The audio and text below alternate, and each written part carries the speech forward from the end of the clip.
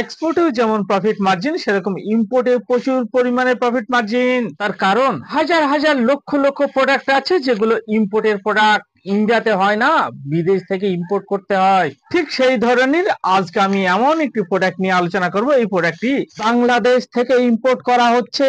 আপনারা ইলিশ মাছকে ইম্পোর্ট করুন এবং ডবল প্রফিট মার্জিনে ইন্ডিয়াতে সেল করুন। ওয়ার্ল্ড ফেমাস সেই বাংলাদেশের ইলিশকে আপনারা ছোট ছোট অ্যামাউন্টের 50,000, 1 লাখ, 2 লাখ এরকম ছোট ছোট অ্যামাউন্টের আপনারা ইলিশ মাছকে বাংলাদেশ থেকে ইম্পোর্ট করুন এবং ইন্ডিয়ার মার্কেটে সেল করুন।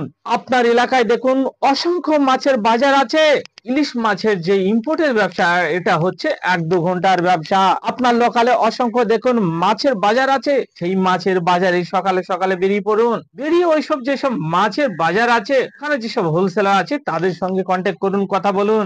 কথা বলে আপনি বাংলাদেশ থেকে মাছকে ইম্পোর্ট করুন এবং ওইসব মাছের বাজারকে আপনারা সাপ্লাই দিন। ছোট ছোট অ্যামাউন্টের 50,000, 60,000, 1 লাখ, 2 লাখ টাকা পুঁজি থাকলে আপনি মাছকে ইম্পোর্ট করে আপনি আপনার লোকালে হোলসেলে বিক্রি করে প্রতিদিন 10,000 টাকা ইনকাম করতে পারবেন।